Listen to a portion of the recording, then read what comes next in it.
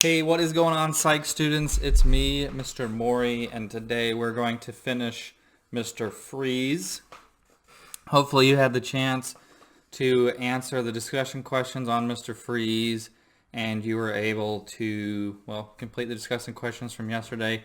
I'm finding that a lot of you are a day behind, so your votes don't really count unless it's on the appropriate day. So if you want your vote to count for Monday's video, because you should be watching this video on Friday, if you want your vote to count on who to do on Monday, you need to have your discussion questions done before I make the video. Like, I'm filming this on Thursday, right? And you're going to watch it on Friday. You know, that's how I'm able to post it at 7 a.m. All the videos, all the discussion pages, really for the rest of the semester, pretty much, there's going to be a discussion page almost every day. So you just need to go ahead and check Canvas for a discussion page. Anytime we have a villain or a day of Batman notes, we'll probably finish the notes before we finish the villains, by the way.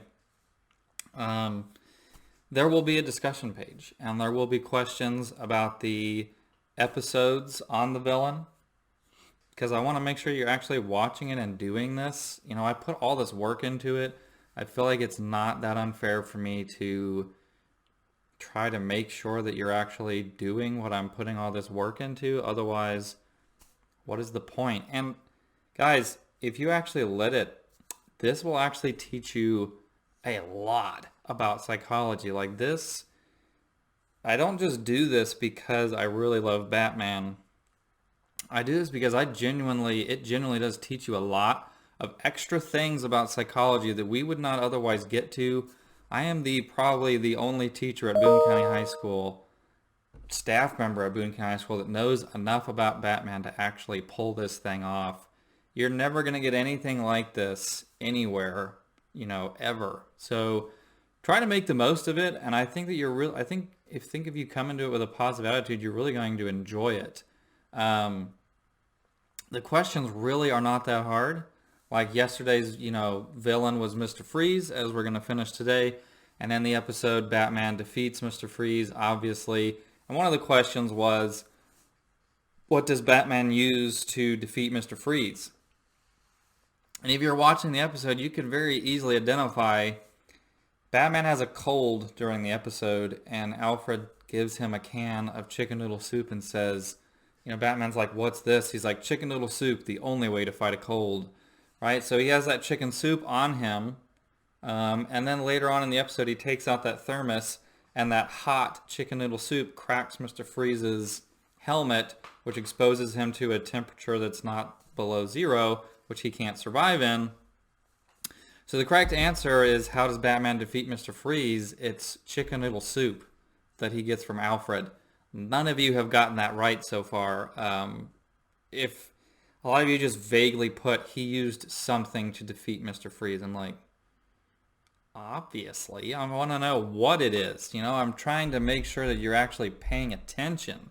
There will be questions like that for all of these. Now, you should have Mr. Freeze's eval document up. You should have the left already filled out from watching the episode. On the right side, we're going to go through it now together. And you know what? I know that some of you are probably not going, you're just going to fudge it on the discussion pages, and you're not going to really watch the episodes, and you're just going to copy down the correct answers on the right side of the column and then fudge the left column to pretend like you did it. And you know what? That's your loss. I mean, I'm telling you, it really is fun to actually practice, in this funny kind of fake scenario, practice being a psychologist. You're really robbing yourself of the experience if you're just being lazy about it. Don't let your laziness ruin a fun experience. I put so much time into this, and it's just kind of a real bummer that we can't do it in person, So we covered these slides yesterday with the appearance and everything with Mr. Freeze. To be honest, I think Mr. Freeze is one of the easier villains to get correct. He does have a disorder, and I feel like it's pretty obvious. He says a few lines in the show where it's like, oh, wow, that really fits this one disorder. But just judging by how much some of you paid attention during the disorders modules, I don't know how easy it's going to be for you. But that character case file sheet that has all the information on all the villains is supposed to help guide you in the correct direction. So help me, if you put multiple personality disorders, I'm gonna virtually smack you. All right, because I said this in the notes, the disorder notes, just because somebody puts on a costume that has a different name than their other person does not mean they have multiple personality disorders, okay? They have to be completely separate personalities, not you putting on a costume. It's not the same thing. But that's not you guys, that's previous semesters. We'll see if you guys make the same mistake. Even though I have... Man, it's just amazing how I can say something and it's like nobody hears it or pays attention. And I'm not physically there to like look you in the eye and say, listen. You know, it's like I could make a video explaining and answering all the questions you guys have, but the truth is only 5 of you are going to watch it anyway. So it's like, what do? I don't know. I make announcements, I send emails, I make videos. I don't know how to make anything any more obvious. Every day I log in and I'm like, what emails am I going to have today of somebody that couldn't figure out something super simple? But that's me. I feel more like an IT specialist than anything else right now. Anyway, rant over. In the stages of grief, Mr. Freeze blasted through the denial and anger into bargaining stage, determined to save his wife's life, no matter the cost, even at the cost of his own soul. Regardless to what Nora would have actually wanted. It's a very important question. He does not even remotely for a second consider, would Nora approve of my actions? Would the woman that I love want me to do what I'm doing? I feel like that's a really valid reason. A question, if you love her, you would want to, would it really be worth saving her if you lose your soul? Like if she gets out and you cure her and she finds out you did all these things, like what's her reaction going to be? So without thinking of Nora's approval, Freeze commits objectification and dehumanization of her, treating her more like an object and less like a person. In his passion, he forgets that she has a mind and morality of her own. We see a real disconnection and lack of empathy and sympathy. And he is objectifying and dehumanizing the one person that ever warmed his life. And I think that's really revealing to his disorder and his psychology. So yeah, unfortunately, and we're not trying to I'm not saying he's necessarily a bad husband. I think that he's doing the best that he can from his perspective. But I think that the accident of the chemicals changed him. Some of the quotes in the episode would indicate that his emotions, as he say, are frozen dead inside him. So I think that's kind of revealing. He's very emotionless. I made one of the questions from the episode to kind of help guide you. He freezes one of his henchmen by accident, and they're like, we need to get him. He's like, no, he made his own mistakes. It's like he has no remorse of he froze that guy's legs. That guy could lose his legs or die, and Mr. Freeze just doesn't care at all. He's like, well, let's move on. It's his fault. He has no emotion. He has no any kind of remorse about it. So if you got it correctly, it's pretty obvious. The answer is right here on this slide. Sociopath is defined as a person with a personality disorder manifesting itself in extreme antisocial attitudes and behavior and a lack of conscience. Like I said before, it is like a hitman.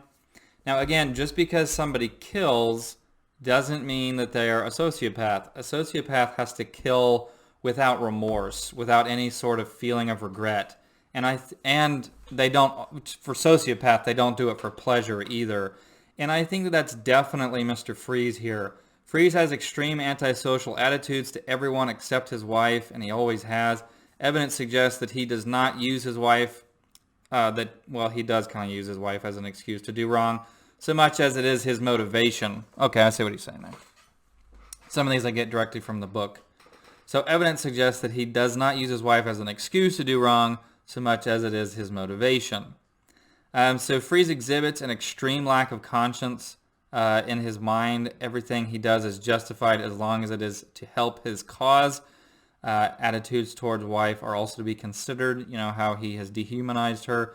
So if you watch the episode, you really notice that he says things like, my emotions are frozen dead inside me. It would move me to tears if I still had tears to shed. And Batman's like, even if you have to freeze a whole building to do it, he's like, yeah. He feels he's fully justified, and he has no remorse about anything that he does. He even says the emotions are frozen dead inside him. So the diagnosis that the author, who's a licensed psychologist, and his wife, who is a licensed psychiatrist, come with is antisocial personality disorder, or sociopathic. Remember that APD, antisocial personality disorder, is not about whether or not you are an introvert. It is specifically sociopathy based on whether or not the person kills and they don't feel bad about it. They might still know that it's wrong, but they don't feel bad about killing. In his case, he feels completely justified. He doesn't feel guilty at all as long as it helps him get closer to helping his beloved Nora. So he has no conscience. He shows no remorse. I mean, that's Mr. Freeze down to the T. He shows absolutely no concern for the rights or feelings of other people. That is spot on exactly Mr. Freeze. He is textbook antisocial personality disorder sociopath. Not a psychopath. He doesn't get pleasure out of it. But he does do it without any sort of remorse. So Mr. Freeze is textbook sociopath. This is from a comic book. It's a really cool comic book where, like, his name's obviously German, and so it's like his dad was a Nazi, and they were harboring, hiding Jews, and his dad was like his dad was a part of it, also not, and it ends up going down really horribly. It adds a lot of depth to the character that his dad was kind of like a Nazi, and he was kind of like not really approving of that attitude. And that's why I really like the character, is because he's not just a typical villain that's like, well, I just want to hurt people. He's doing it to help his wife, which I think is a really noble cause. He just goes about it in a really terrible way, and I think that makes a really compelling villain.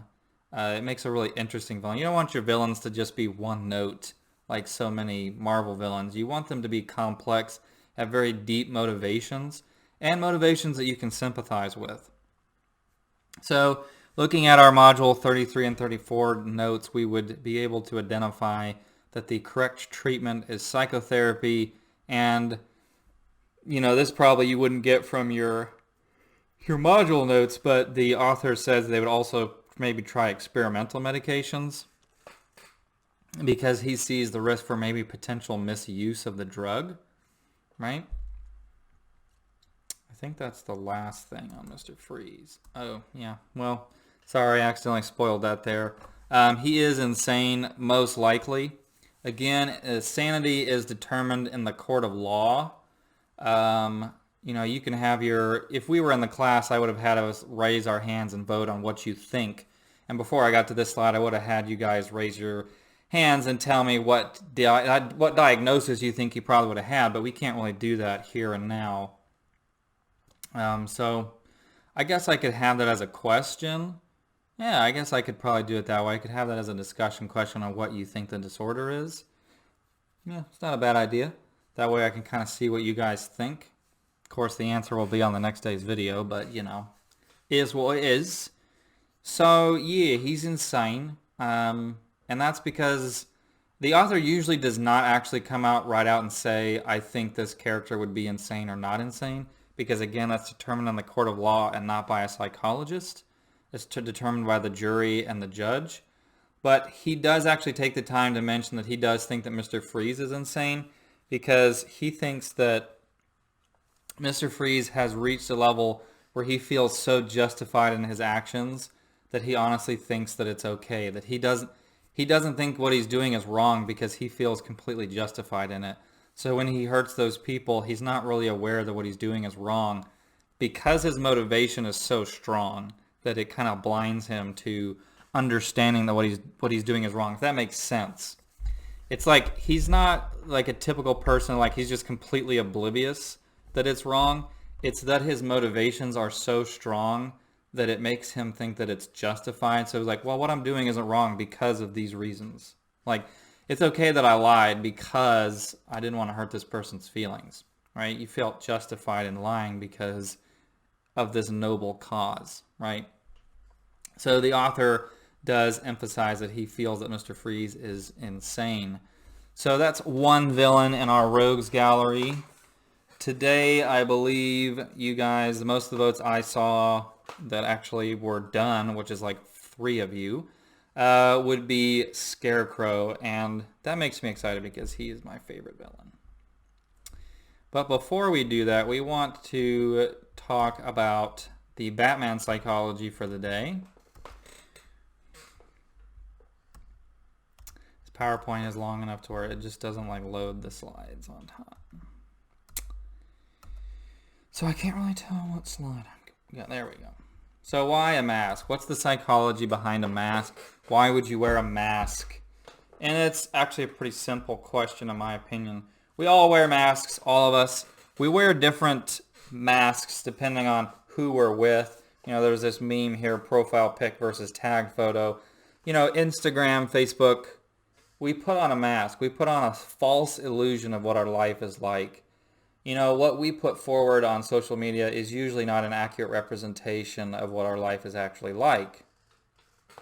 You know, you put filtered, you know, they're all filtered. You look all prim and awesome. You look good unless you're like a boomer, right? And you don't know how to work a camera or a filter, right? So most people my age and your age, that's definitely the case. But even outside of that, you are definitely not going to be the same person around your grandmother as you are around your friends, right? You're not going to say certain things around your grandma that you would say around your friends unless your grandma is like super unique and unlike every other grandma, right? And that's just one example. You're not probably going to be the exact same everywhere you go. You're going to put on a certain mask when you're in an interview than when you're out with your friends going to the movies. And that's just normal. We put on masks. We wear masks online, as I said. But why does Bruce Wayne decide to fight crime in a mask and tights, of course? He does seek to do justice with the confines of the law at first. Bruce Wayne does actually try to become a lawyer and a police officer first, but he finds that Gotham is so corrupt and so perverted with the law. Like the police departments are the police are dirty. Like I'd say in Gotham about 98% of the government officials are dirty and bought off by the mobs. So he finds that he can't really get any progress in the confines of the law. So he seeks to do it in a more effective way, hence the mask. So an imposing figure, why the mask? Batman is in perfect physical state, kind of like a Spartan warrior. Neuroscientists, kinesiologist, whatever, I don't know, I'm not going to even try to say that, and martial artist Paul Zare said that a person could become Batman. Notice that I said a person, not necessarily you or I. This person would need to have the proper blend of genetic endowment, be driven by a fanatical level, by some passionate goal, and have inordinate amounts of time and money to undertake all the extreme privations and training needed in order to be Batman. However, the caveat is that it would be enormously difficult to actually be Batman, which is part of what makes him awesome. In reality, the toil of being Batman could be possible for a short amount of time, as long as Batman feels to us like someone who could in a way exist in the real place. We as readers will suspend our disbelief regarding much of what follows. We logically put it in the here and now when reading. We take the longevity route, allowing it to be realistic enough. So basically what he's saying is, it doesn't, honestly, I don't know really why he goes on this tangent in the book, but it seemed important enough to where I wanted to make a slide about it. the point is the mask makes a more intimidating figure, right? So what's more scary, a dude in a hoodie or something that in the right angle and poor lighting, because he's always out at night, looks like some kind of weird monster from a horror film? What's going to inspire more fear? That's a big reason why Bruce Wayne does it. But this part of the book, he kind of talks about how it is actually possible to beat Batman. It just would be bloody difficult, right? And there are some elements of it that are unrealistic. But, it's a movie and it's a comic book, so we kind of suspend our disbelief for a while. Some people are like, Batman never kills in the comic books. Or in cartoons. Like, well, that's because in cartoons you can draw the person, they're falling 10 stories off a building and they bounce off of a little rain-catching, like, overhang. Like, in real life, they'd fall straight through that and splat on the ground and die. But in a cartoon, they can bounce on it and safely land on the ground. In a cartoon, they can fall 10 stories and not have their arm dislocated when they catch a ledge, right? But in a movie, it's not as easy to do that, right? If you did, people would just laugh at you, right? So one reason why I really like the Dark Knight Rises is because after only a few years of being Batman, Bruce Wayne is like, he has to walk with a cane. In order to become Batman again, he has to have like these special mechanic things that like adjust his knee and like fix some of his issues. And even then, he's not the same fighter that he was. So it kind of takes that realistic approach that it would be very strenuous on the character. But back to what I was saying, like with the cartoons and the bouncing, in a cartoon, you notice, or even in like the show like Arrow, the people firing the guns are always shooting at their feet. Like, what the heck, man? Like, what is that? Like, that's not realistic at all. And so in a cartoon, it's much more easy for Batman not to kill, or in a comic book. But in a real movie, you can't get away with that because people would just be like, in a cartoon, it's like, okay, it's a kid's show, I get it. But in a PG-13 movie, you can't have people with fully automatic rifles aiming up here and the bullets going down at Batman's feet. You know what I mean? So you have to balance this level of realism.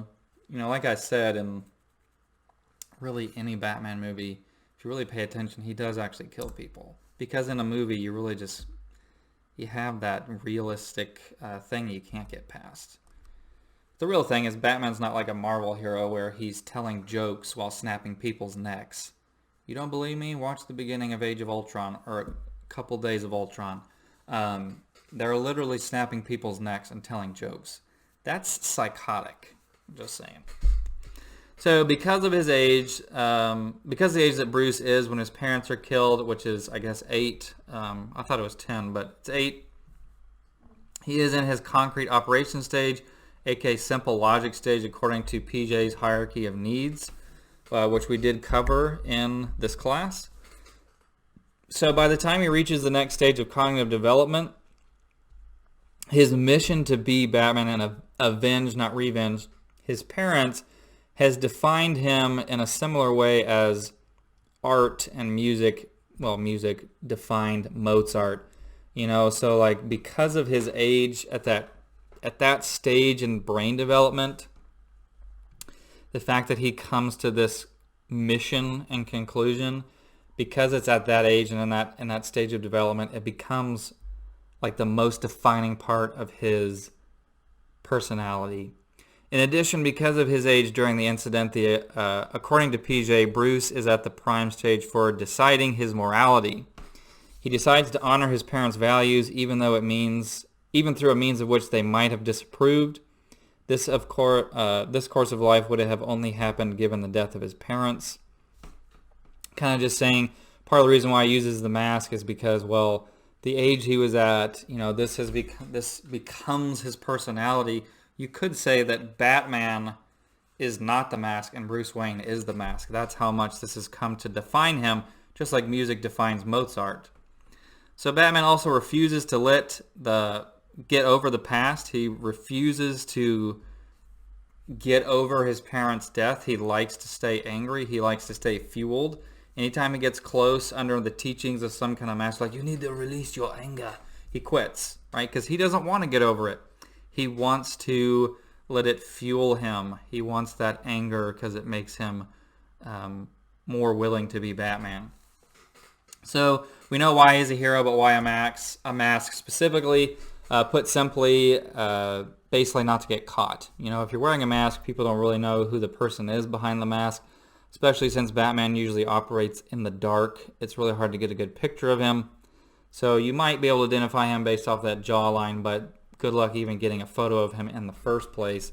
As well as it does present, again, he seems more like a monster than a human, which people are much more likely to be afraid of. And you're like, well, people don't believe in monsters, really. They do. I mean, how many TV shows are there about paranormal things? And I'm sorry, but that argument just isn't valid. People are very superstitious, and they might deny ghost stories and all that, but as soon as they start to see something like that happening in front of them, they freak the crap out. So by using the mask, it becomes a symbol of fear. You know, for usually the first few years of his career, people don't even know if he's real. You know, they think it's just kind of like an urban legend, like there's a werewolf. You know, like he's kind of like this mythical creature. They don't, you know, the criminals don't really know that it's just a man because he keeps in the shadows. He moves very quickly. Anyway. So all costumes are apparently also liberating. Not that I would know, but apparently they are. Anonymity makes people act differently. They are more daring, impulsive, and cruel. The example in the book on page 63 is they did an experiment where they had these college kids volunteer for the experiment, and what they were going to do is they were going to give shock therapy as punishment to these criminals who were supposed to be child like murderers and rapists. So the first time they did it, they did not wear a mask. So they were giving the shock treatment to these criminals while not wearing a mask, aka the criminal could see your face. And then the second time they did it, the college students were allowed to wear masks. They were allowed to wear something to protect their identity. And what they found was that when they were wearing a mask, when they had anonymity, they were much, much more aggressive with the treatment of the electricity. Now you're like, wow, that sounds really unethical. Don't worry, there wasn't really electricity pulsing through them. They were just actors. They were not real criminals, but the people thought they were. You know, blind experiment, right? You see how really every unit ties into this. Of course, many say that Bruce Wayne is the mask and Batman is the true person. In reality, though, he has two masks. One, the Bruce seen at parties, the facade.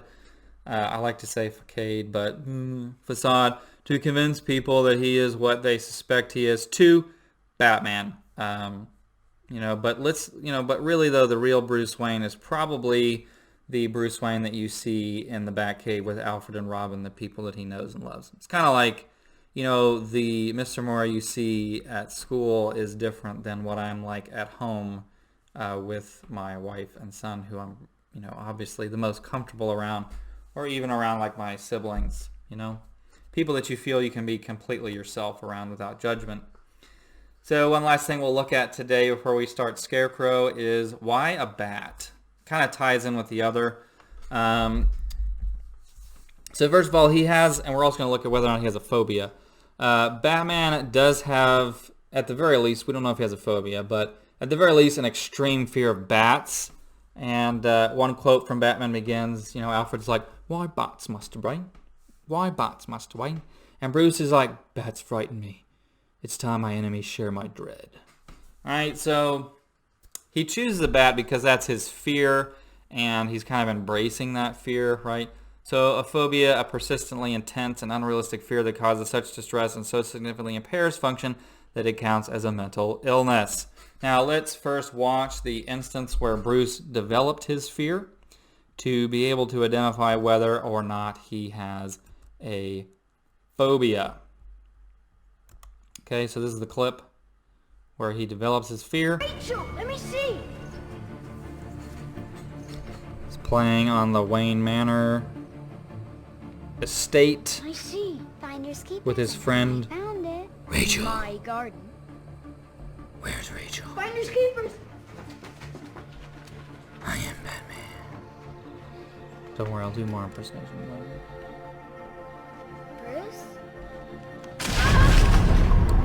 He probably looks a little bit familiar to the Batman vs. Superman origin. Just kind of keeping things consistent between the movies. It's a beautiful house. And now it's for the bats.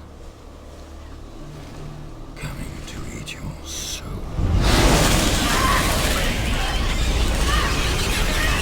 I mean, as a kid, that'd be pretty scary. His dad comes and saves him. Bruce, that's a great quote.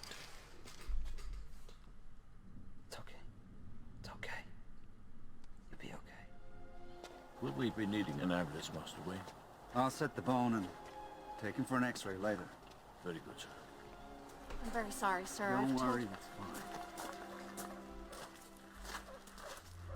Took quite a fall, didn't we, Master Bruce? And why do we fall, Bruce? So we can learn to pick ourselves up. It's a good line. Why do we fall? So we can learn to pick ourselves back up. Now I'll show you the moment where he faces his fear. Now, this isn't actually the first time he faces the fear. He does it a little bit earlier in the movie, but this is where he really embraces it. So think about whether or not somebody who has a phobia could do this.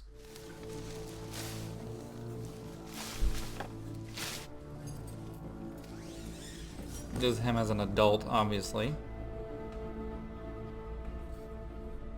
No, we don't want Ripke.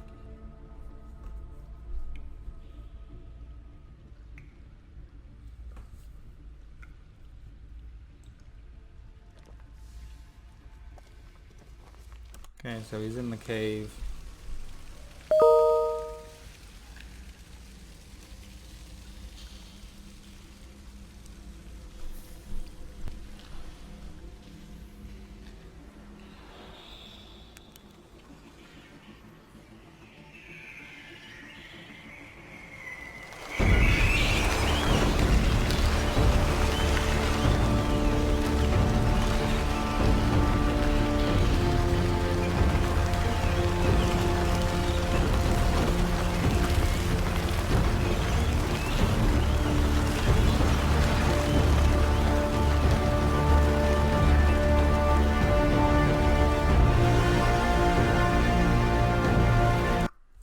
I don't know. That doesn't look like a phobia to me, personally. Right?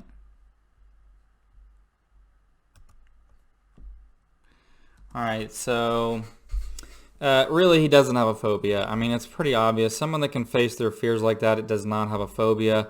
If young Bruce's dread of bats in the shadows and beneath his family's property begins to intrude frequently into his thoughts and makes him ready to cry at the thought of playing in his own yard, he might qualify for a phobia, the phobia of bats. He also does not qualify for a phobia of shadows. Such things would impede his ability to be Batman. Somebody who dresses in a bat costume clearly does not have a phobia of bats. Other phobias that might impede his ability to fight crime in Gotham would include fear of heights, darkness, night, masks, insanity, pain, firearms, poison, and many others. But he clearly does not have any of these. So he does not have PTSD and he does not have any phobias. Alright, so he uses fear as a weapon, right? Reasons for Batman using fear as a weapon: to deter criminals from committing crimes in the first place. You might not even go try to rob the bank because you're afraid Batman is going to beat you into a pulp and break your arm in half. Impede their ability to fight or be able to shoot him by making them jumpy, reckless, too scared to shoot straight, perhaps paralyzed with fear.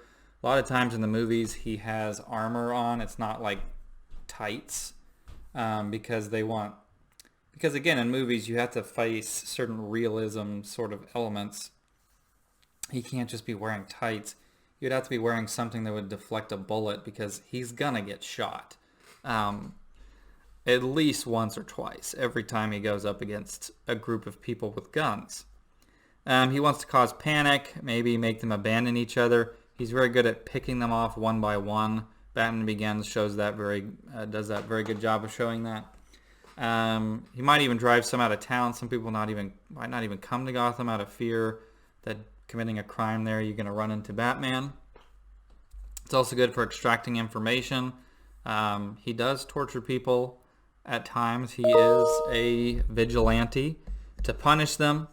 At the end of the day, it makes Batman feel big. He's a bit of a bully, but for a good cause. In his head, he's out to stop crime. In his heart, he is out to hurt criminals, and fear hurts. Fear is a powerful thing. So to end today's Batman stuff, before we start talking about Scarecrow, we'll look at Hugo Strange. He's one of the minor villains. Some of the minor villains we don't watch episodes for. I just kind of mention them and talk about what the author had to say about them. So his real name is Dr. Hugo Strange. He first appeared in 1940, which, yes, is before Marvel's Doctor Strange. In Detective Comics 36. Of course, they are nothing alike, not even remotely. He is like your textbook mad scientist. He does experiments on people to try to make humanity better. But his experiments are very unethical. They are usually very immoral and like Dr. Frankenstein kind of ish. He's usually a very small scale villain. He usually gets killed off like a lot. He usually just gets killed off. Not enough information to diagnose, lacks a conscience, but does not qualify for psychopath or sociopath, unless, of course, you're watching Gotham. Really, all of the villains in Gotham are psychopaths. But an argument could be made for sociopath, though, but really, he's just one evil dude. As he says himself in Batman Legends of the Dark Knight number 11 in 1990, I can know what it feels to be the Batman psychologically, but not physically. God, how I envy him, how I hate him. And the author does deem him sane. He does know what he's doing is wrong. He just doesn't care. So on Monday, we're going to look at the psychology of a criminal. Again, this is not just a psych eval of Batman himself, but a psych eval of his entire world. And so we're going to look at the common criminal and criminal nature. Are they truly a superstitious and cowardly lot? For now, we're going to get to Scarecrow. Let's see if I can get there. Yes. I didn't want to spoil any of the villains. Like I had to like edit it yesterday because I accidentally spoiled some of the villains on accident. Alright, so Scarecrow, his real name is Jonathan Crane. His first appearance in The World's Finest number 3, 1941. And he's my favorite villain. I really love Scarecrow. I mean, I feel like he's usually underutilized. I feel like you could do so much with the character, but they usually kind of keep him I feel like they never really use him to his full potential. Except in the Arkham Knight video game. In that game, he is at his peak. I don't think you could do a better story with Scarecrow, personally. So he's a gangly bookworm victimized by school bullies and raised by a grandmother who regularly punishes him by leaving him alone in a dilapidated chapel where flocks of birds might peck and torment him. Jonathan masters his fears to become a master of fear itself, a psychology professor whose unorthodox methods include firing a gun in class. One day, obsessed with fear, he decides to become a symbol of fear and poverty that he already believes he is, the Scarecrow. So the thing about Jonathan Crane is he is a psychology professor at the university, and he runs experiments on his students to study the effects of fear on the mind. He is obsessed with fear, experiencing fear, and putting fear in other people. He's obsessed with both. He's usually very creepy looking, although in one of the episodes, I'm going to have 2 episodes for you to watch for Scarecrow. Two-Face also has 2 episodes, and so does Catwoman. Some of them have 2 episodes. In one, he looks pretty goofy, but I show it because it really helps you, kind of gives a lot of hints towards his disorder. because he does have one. And the other I just feel is a better episode where he's much more sinister. I think Scarecrow's at his best when he's really sinister and creepy. I think there's just so much potential, but a lot of times they end up making him kind of goofy. But at any rate, there's one origin that they give in the Gotham show. I really like his origin. You first meet him when he's a kid, and his dad, there was a house fire at the Crane household, and the dad saved Jonathan, but not the mom. He was too afraid to go back in the house to save his wife. So then Jonathan Crane's dad becomes obsessed with fear, and he starts experimenting with certain toxins to eliminate the ability to fear. But instead, he experiments on his son, Jonathan. Instead, the chemical usually ends up making you hallucinate your worst fears. And, the episode ends with the dad getting the formula correctly, and he's no longer afraid. It turns out fear kind of helps you, protect you. And, Jonathan's dad ends up getting shot because he's not afraid. So he goes right up to the cops, shooting guns at them, and so they shoot him, but not before injecting Jonathan with a horribly large dose of fear toxin, which makes Jonathan hallucinate a scarecrow that's right above him. And so he develops this extreme fear of scarecrows. And then, as it says here, he embraces his fear and becomes that symbol. You're going to notice that sounds a little bit similar to Batman's origin. And that's because a lot of the villains, not all of them, but a lot of them are mirrors of Batman. Batman dresses up to scare criminals. Scarecrow dresses up to scare average good people, right? They both dress up into a symbol that scares them or used to scare them, and they use fear as a weapon. That's just who they target that's different. So, like I'm saying, Batman talking about Scarecrow, guy dresses up as something horrific, goes out into the night and terrifies his enemies. He's acting out from deep visceral trauma, probably childhood. Sound like anyone you know. Of course, it sounds like Batman. So this is what he looks like. This is what he looks like in the Arkham games. It's probably where he looks the most creepy. It's usually what he looks like in the comic books. Here's, again, from the TV show. This is him from Batman Begins. A few other comic iterations. I think I have maybe one more picture.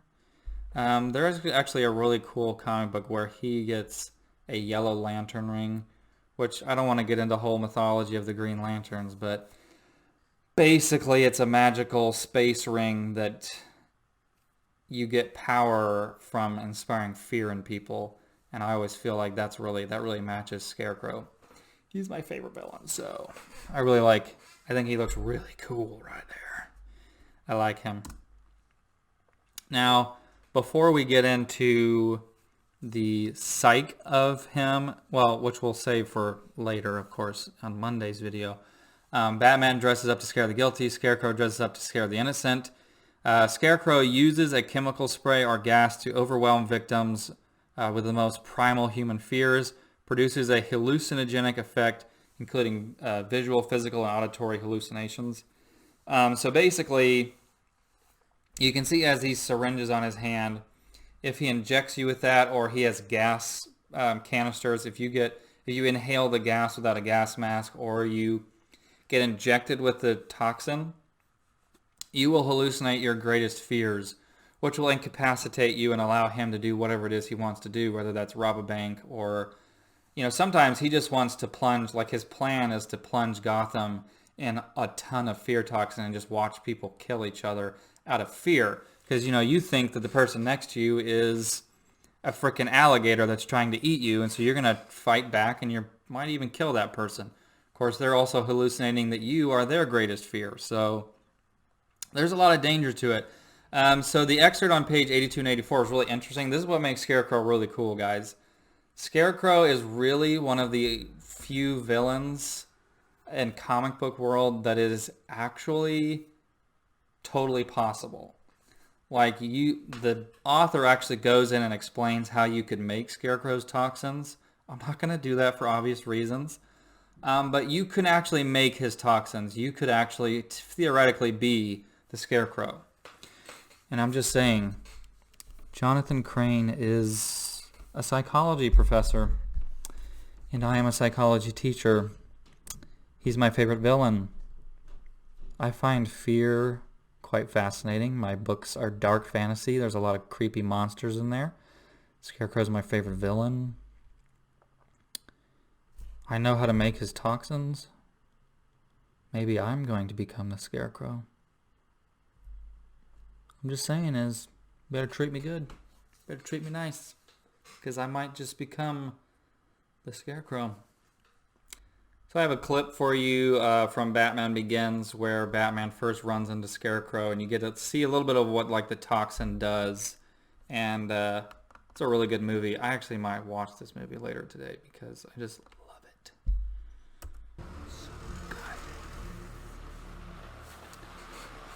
So Batman is finding drugs and bunnies. Publish a children's book. No thank you. That's Jonathan Crane. Get rid of all traces. Probably recognize him from Inception.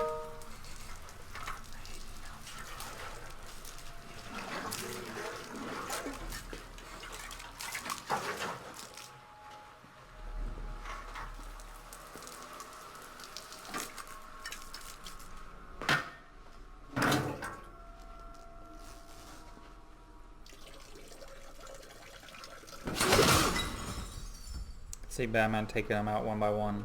It's his strategy. See him building fear.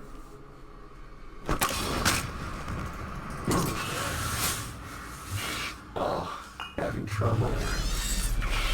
Take a seat. Have a drink. You look like a man who takes himself too seriously. Do you want my opinion? You need to lighten up.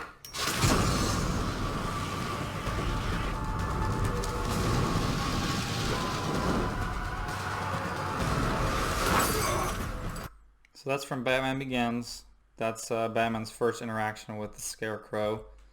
And then I want to show you this trailer for this game here. This is the Arkham Knight. This is probably the best iteration of Scarecrow. His voice acting is just 100% well done. And this video actually gives you a good look at really a ton of different Batman villains. But yeah, this is really my favorite version of Scarecrow, is what makes me love him so much. It started with a meeting. Everyone was there. Scarecrow said he had a plan, that together we could take you out. And Gotham would be ours. Over my dead body. I believe that was the idea.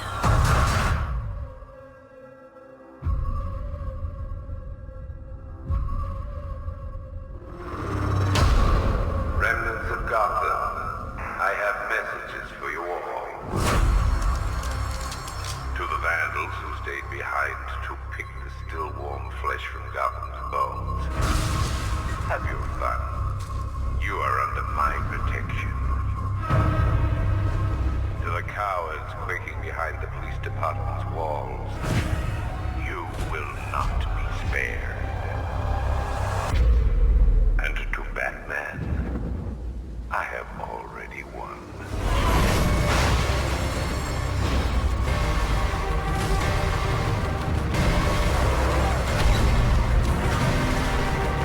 Emptied your city with a vial of toxin and a few threatening words.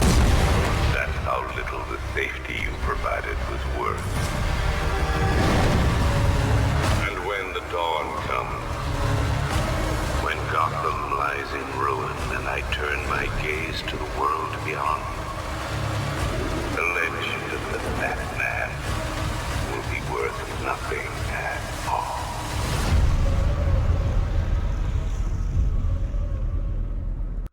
So yeah, you kind of hear Scarecrow's voice. Super epic. Absolutely love it. Now the episodes for the Scarecrow, I would advise watching 2 of them, but if you're going to watch only one of them, Nothing to Fear would probably be the one to go. I will have a link to this in the in the Canvas page, as well as a link to Dreams and Darkness. This is an episode that I personally like a lot more. I think that Scarecrow's a lot more sinister. This episode, he's more goofy. But this episode's a little bit easier on detecting the disorder. So just make sure that you have your Scarecrow eval sheet out, and that you're also looking at his case file, because again, that does give you hints towards the villain's disorder, right? Again, suggestions for future readings on Scarecrow. Really, The Arkham Knight is probably the best comic book, movie, or video game about Scarecrow. But yeah, that's him. That's Scarecrow. Make sure you have his psych eval up. So, you fill out the description. Got plenty of stuff to do a description of. And then you fill out the left column, and on Monday we will do the right column. Just like with Mr. Freeze. And again, you will be showing me that you've done all of these. Like, that will be a graded thing. Probably over like a Zoom meeting or something like that. This is the Scarecrow statue that I have ordered. Again, he's my favorite villain, I like to collect DC Comics statues. So, I mean, it makes sense to have a Scarecrow one. It's pretty big, but I think he looks pretty amazing in it. The eyes and everything, that's Scarecrow right there. But yeah, that's Scarecrow. So make sure you answer the questions. I will be checking to make sure that you watch the episode. There will be questions about it. I'm going to go ahead and include a question about what you think Scarecrow's diagnosis is. Again, all these things are geared so that I know that you're watching this and that you're actually doing the work. I know that it seems maybe silly because it's fictional, but guys, there's actually a lot you can learn from this. That's why I do it. So please take it seriously and enjoy The Batman Unit. Because I am Batman. Have a good day.